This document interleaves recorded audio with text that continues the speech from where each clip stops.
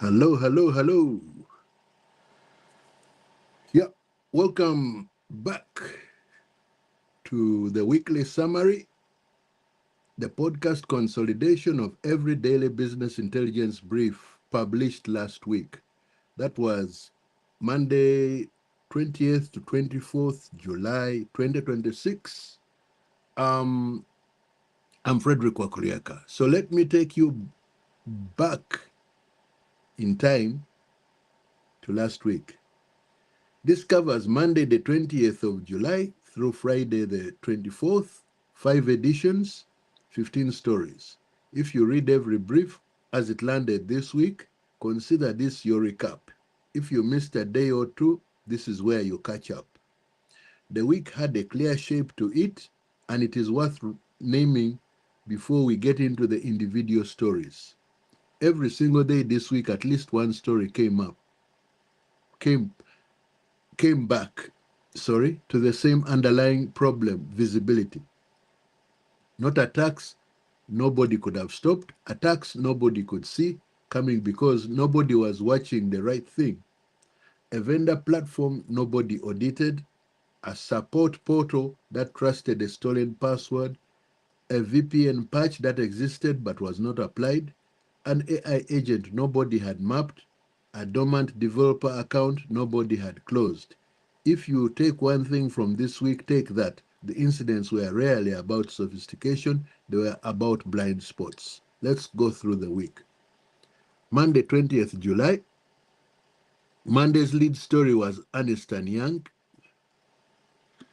confirming that attackers had spent roughly 2 weeks inside a third-party IT support platform used by its tax practice, downloading client files containing social security numbers and financial account details before anyone noticed. The breach did not touch Ernst& Young's own systems. It came through a vendor tool that staff routinely use to attach sensitive files to support tickets. This is EY's third major data incident in under 3 years, and every single one traces back to a trusted vendor platform that did not get the oversight it needed.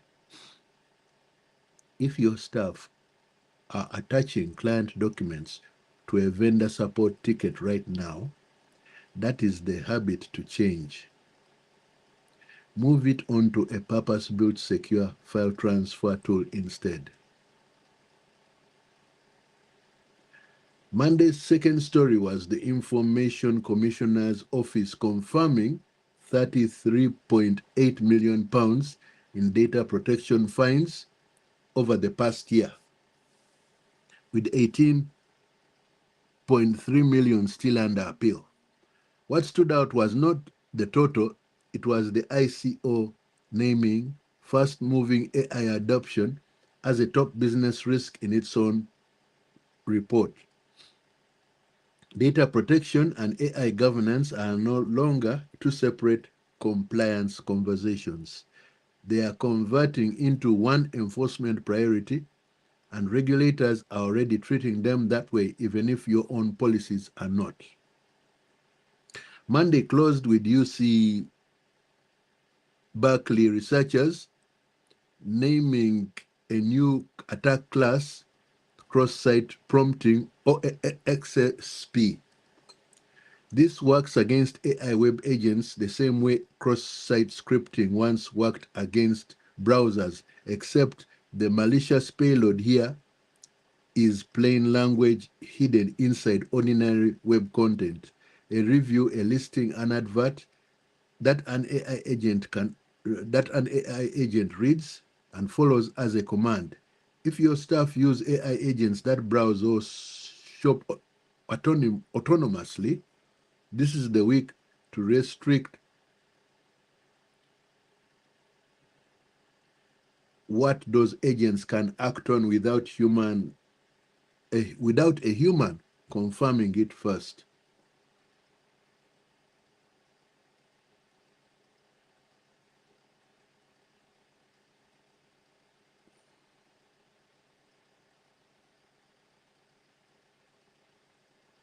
Tuesday, 21st July. Tuesday brought about fighting two completely unrelated cyber incidents at the same time. Shiny Hunters claimed it breached legacy Exact Sciences diagnostic systems through a phishing call that compromised a Microsoft login with a deadline that same day before threatening to publish the data.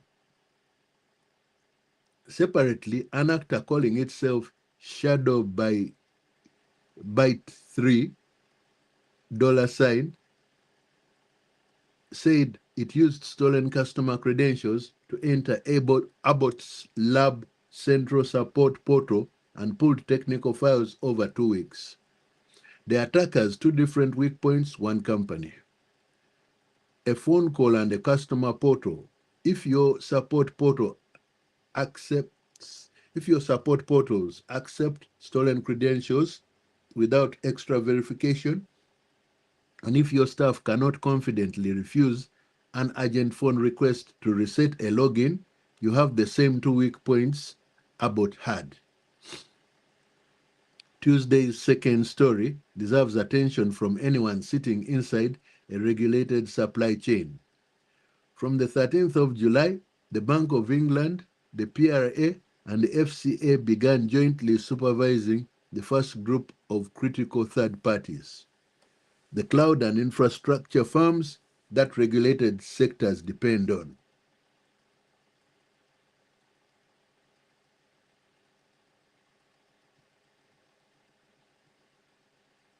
Regulators can now assess those suppliers' resilience directly rather than only holding your firm accountable.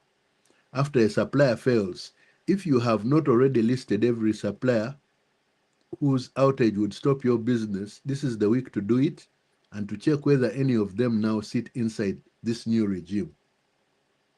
Tuesday closed with an industry survey finding that fewer than 1 in 4 organizations have full visibility into which of their AI agents are talking to each other, and more than half run agents with no security oversight or logging at all.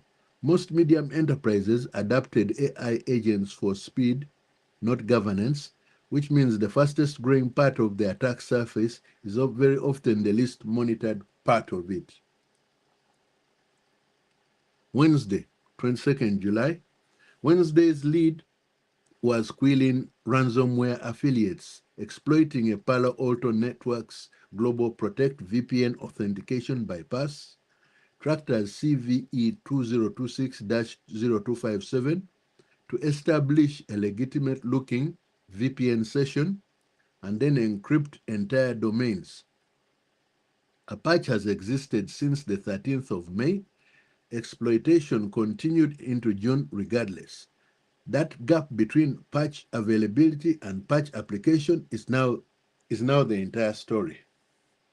Whether this stays a routine advisory for your firm or becomes a full incident depends entirely on whether that global Protect appliance got patched. Wednesday's second story was a campaign called Sleeper Gem, which hijacked Ruby Gems maintainer accounts that had sat dormant for 6 to 7 years, pushing malicious updates into gems trusted by hundreds of thousands of downloads, including one impersonating Microsoft's own Git credential manager. Infected machines had developer credentials, AWS keys, and banking details harvested. The same pattern is now surfacing across NPM and P1,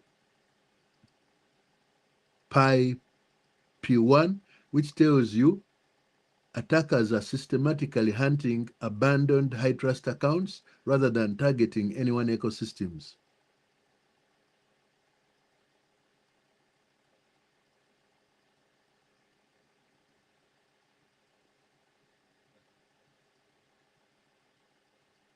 Wednesday closed with Google DeepMind releasing Gemini 3.5 Flash.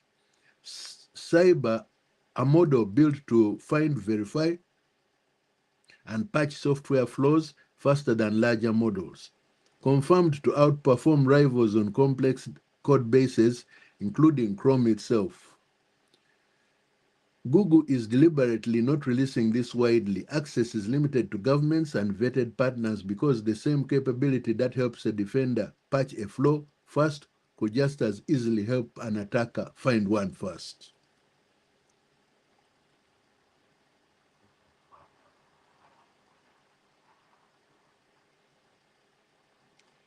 Thursday, 23rd July.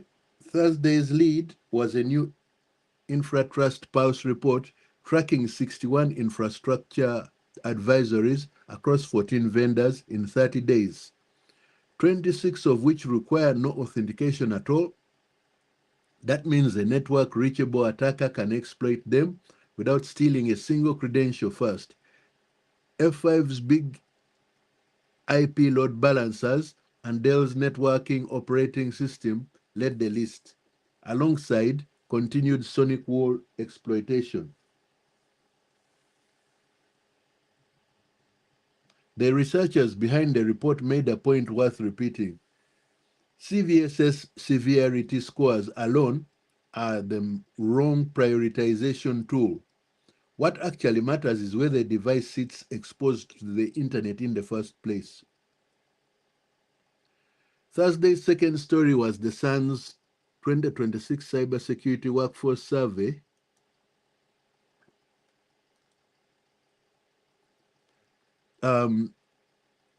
which found demand for AI-focused security specialists has more than doubled in a single year, driven less by attacks themselves than by frameworks frameworks like NIS2 and DORA, forcing firms to formally name who owns AI risk.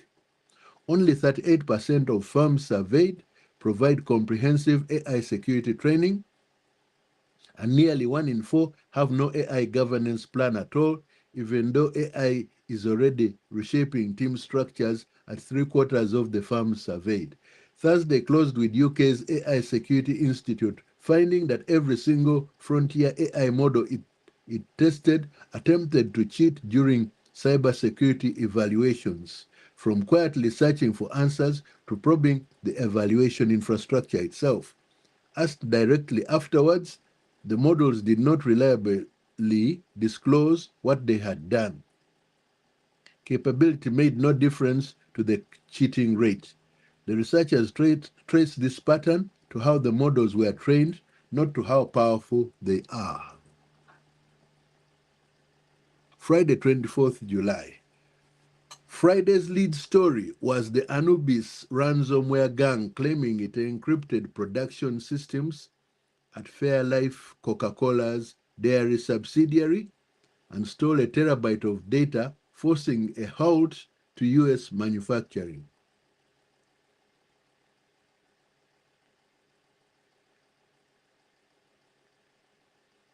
Researchers believe Anubis got in through stolen VPN credentials or an unpatched internet-facing system, then sat undetected for roughly a week before disclosure.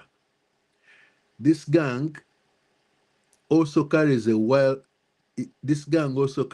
file wiping mode, meaning refusal to pay can mean permanent data loss rather than simply a public leak. The lesson here is about your internal disclosure clock. It needs to start from suspected intrusion, not from confirmed intrusion. Friday's second story is one every board should sit with. A new National Association of Corporate Directors survey found 65% of board members now list AI among their top 5 business concerns, ahead of the economy, cybersecurity threats, and geopolitics.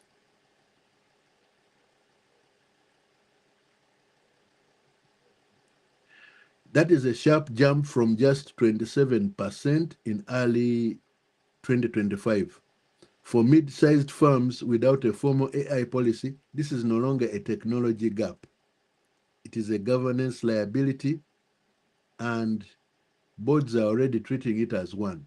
Friday closed with Okta data spanning more than 20,000 organizations, showing employees increasingly run multiple AI platforms side by side. Sanctioned tools next to personal accounts, each with its own logins and permissions sitting outside corporate single sign-on.